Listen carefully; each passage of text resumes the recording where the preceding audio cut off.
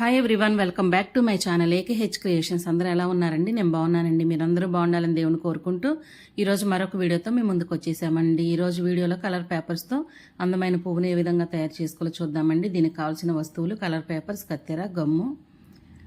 ఈ ఫ్లవర్ని చేయడానికి నేను గ్రీన్ కలర్, పింక్ కలర్ తీసుకున్నానండి.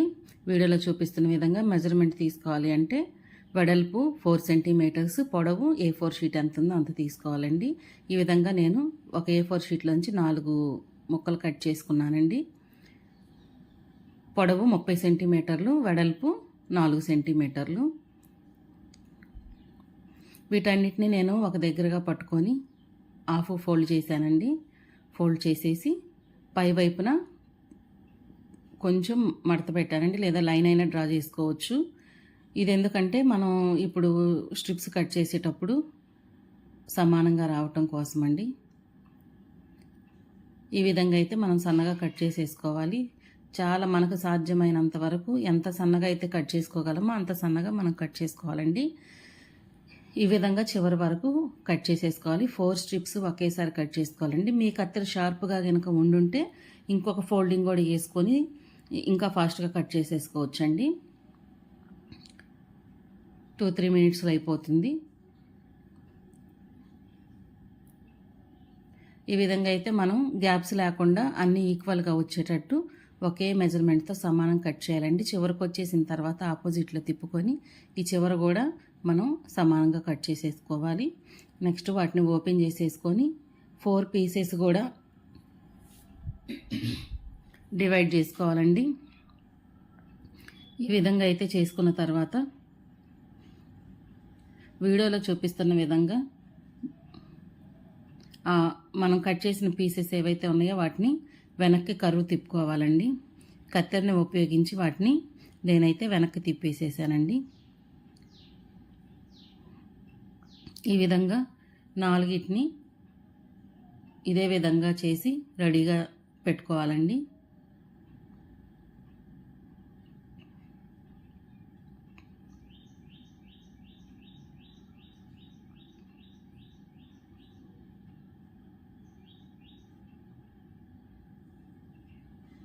అయిపోయినాయండి.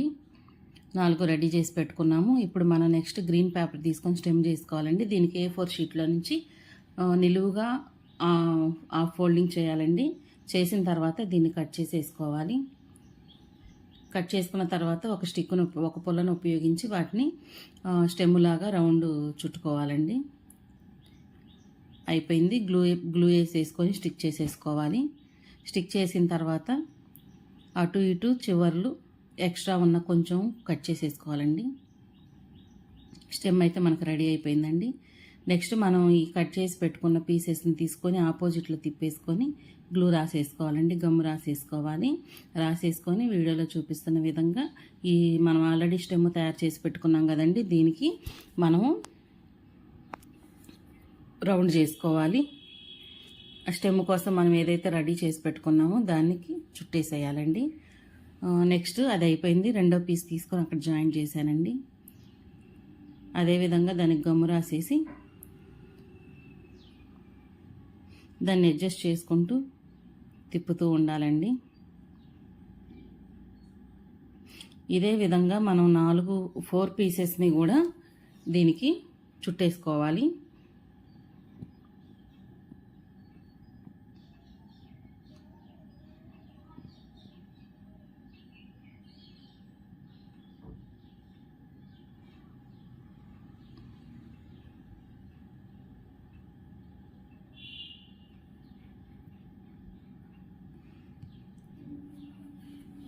కొత్తగా చూసేవాళ్ళైతే నా ఛానల్ని సబ్స్క్రైబ్ చేయండి ఫ్రెండ్స్. స్కిప్ చేయకుండా చూడండి. లైక్ చేయండి, షేర్ చేయండి, కామెంట్ చేయండి, బెల్ బటన్ ప్రెస్ చేయండి ఫ్రెండ్స్. ఆల్రెడీ నా ఛానల్ని ఫాలో అయ్యే వాళ్ళందరికీ థ్యాంక్ యూ అండి.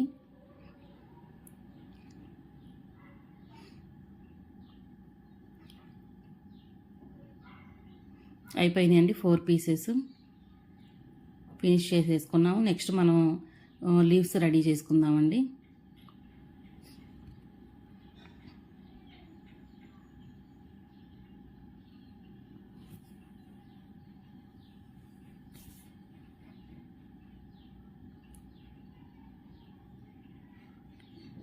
లీవ్స్ కోసం గ్రీన్ కలర్ పేపర్ అయితే తీసుకొని ఒక చిన్న ముక్కను కత్తిరించుకొని మనకి ఎంత పొడవు కావాలో అంత ముక్కను తీసుకుందామండి.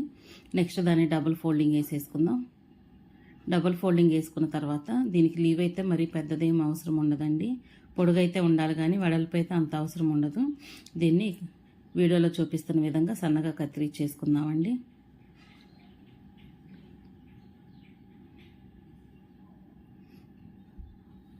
చూడండి లీవ్స్ రెడీ అయిపోయినాయి.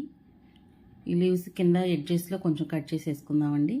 నెక్స్ట్ దీనికి అడుగున గమ్ రాసేసుకొని స్టిక్ చేసేసుకుందాము ఫ్లవర్కి.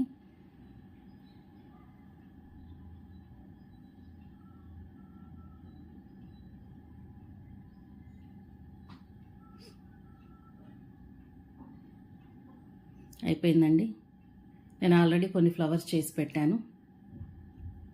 చూశారు కదండి ఈ ఫ్లవర్స్ ఎంత బాగున్నాయో. వాజ్లో వేసినా కానీ చాలా అంటే చాలా అందంగా ఉన్నాయండి. మీరు కూడా చక్కగా తయారు చేసుకొని ఇంటిలో అందంగా అలంకరించుకోండి.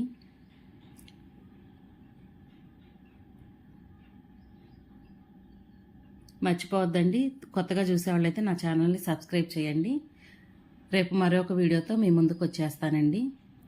ఈలోపు ఈ ఫ్లవర్ని చక్కగా రెడీ చేసుకొని ఇంట్లో అందంగా అలంకరించుకోండి. Okay friends, bye bye.